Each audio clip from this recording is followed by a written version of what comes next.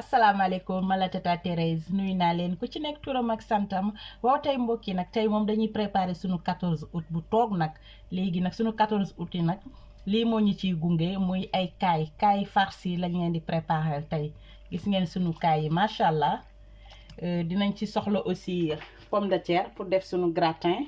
dinaa ci def tuuti li mélange de poivron la ak tuuti petit pois yi ngeen di gis noonu mi mbiccal noonu ak carotte ak soble léegi lii lay jël boole ko pour def sama farce bi dinaa ci soxla tamit foie gras du gis nga li foie gras bi moom laay mélanger ak poivron yu ma leen won yooyu dinaa ci def persil dinaa ci def ciboulette. dinañu soxla comme accompagnement muy taboulé on va préparer du taboulé.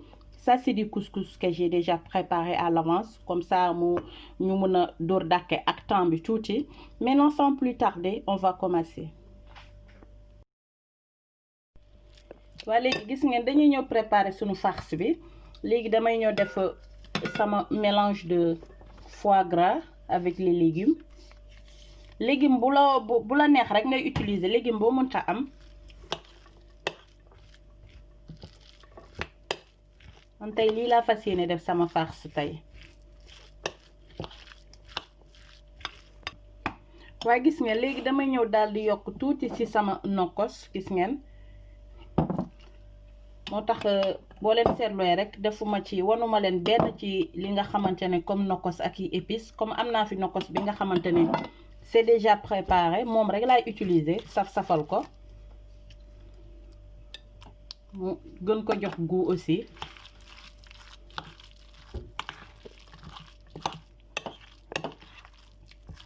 ma di leen wax rek nokkos yi moom mu ngi en cours instant bi ku ci soxla rek na ma envoyer message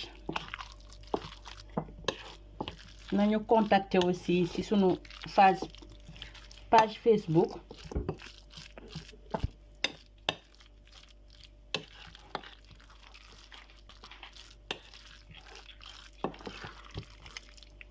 voilà machallah léegi da ngay daal di ñam nga xool ba xam ni yow sa assaisonnement doy na la c'est trop bon ba léegi gis nga léegi dañuy ñëw ñu daal di farce suñuy kaay waa gis nga léegi damay def juste tuuti sel damay def attention ci sel bi léegi ma ñëw daal di farce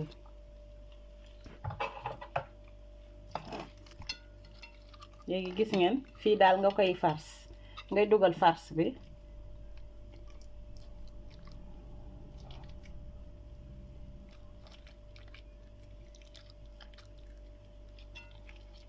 machallah ma profitaale ci occasion bi di souhaiter samay mbokku catholique yi di leen di naan bonne fête d'Ascension yàlla nañ ko fekkee déwéni déwén ci barke Jésus Christa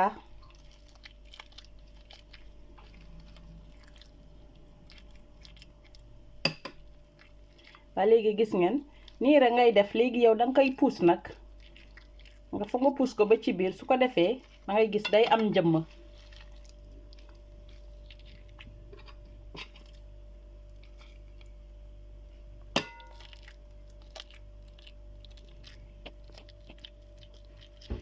léegi gis ngeen ni fees na léegi damay ñëw ma daal di ko tëj boo amee tamit fil bi nga xamante ne c'est pour alimentaire la mun nga ko jël de nga daal di ko filer soit nga jël say cure-dent nga def comme ni ma koy defee nii ko defee day bañ pour éviter marinade bi nga ci war a defaat après wala kii bi mu dugg ci xam nga boo ko defee ci four day génn jus donc il faut nga jëm ko tëj tuuti pour éviter jus bi dugg ci biir voilà léegi gis ngeen ma ñëw jëlaat beneen je fais la même chose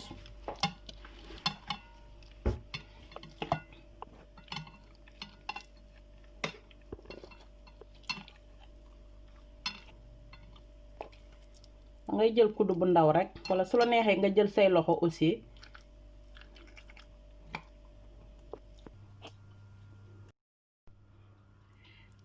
mbokk yi gis ngeen maintenant on a fini de farcir nos cailles. Maintenant on va passer à la marinade. dañuy jël sunu marinade bi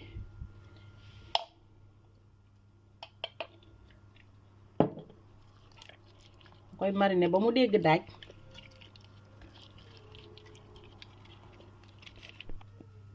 Maintenant on va juste rajouter un peu de la sauce soja.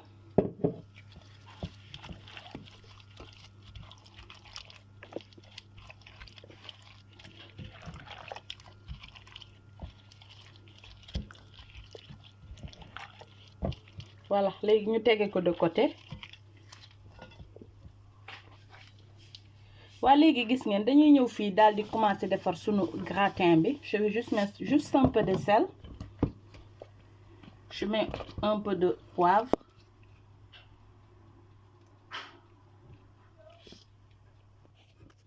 Après je rajoute une cuillère à soupe d'huile d'olive. Donc je vais rajouter une autre, ça fait 2 cuillères à soupe. Et ça dépend aussi de la quantité. Ça dépend du nombre de pommes de terre que vous utilisez tamit.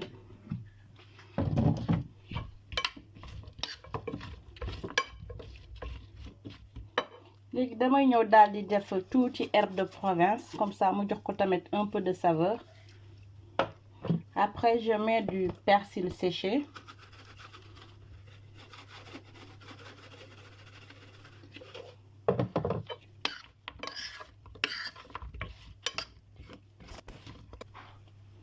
waa léegi gis ngeen maintenant man damay jël je prends les cailles ma def ko ci kawam.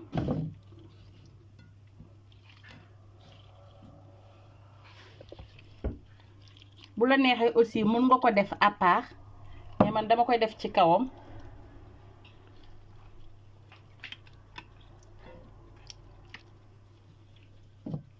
Voilà.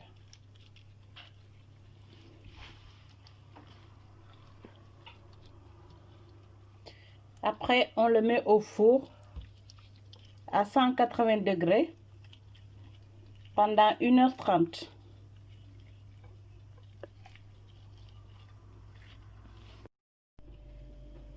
waa léegi dañu ñëw defar sunu taboulé. léegi dama ñëw ma daal di def ici j'ai de la tomate fraîche. ma yor fi persil, ça c'est du persil. À côté il y a des feuilles de menthe, des oignons, du poivron vert, jaune, rouge. boo ci mënta am rek mën nga ko utiliser. Fii aussi ma yor de la ciboulette. léegi dañuy ñëw on fait notre mélange.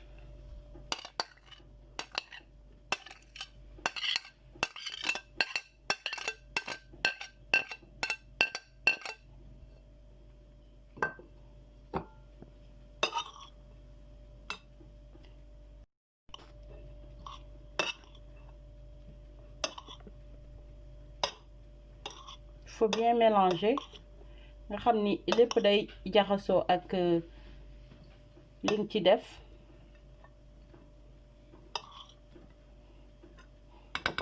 léegi xaaral je le mets à côté. waa léegi fii dañuy ñëw defar tuuti citron, c'est un demi citron. Mettre un peu de sel, juste tuuti rek. Un peu de poivre aussi.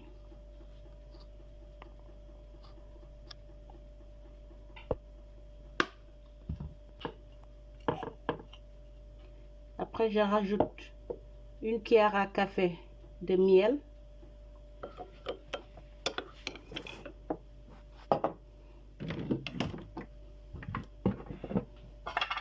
Je mets une cuillère à soupe d'huile d'olive.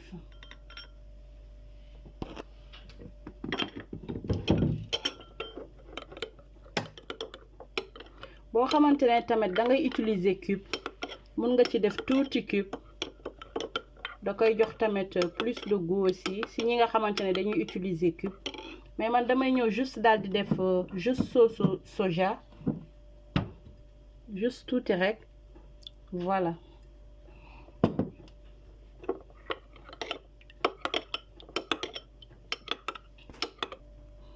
après tu mets le mélange.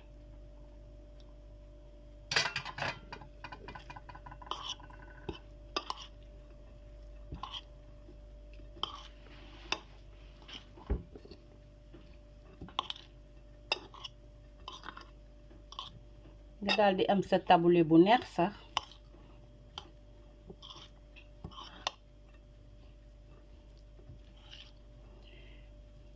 voilà léegi sunu taboulé pare na te sunu kaay yi aussi pare na ci four bi. léegi dañuy ñëw ñu dresser sunu table.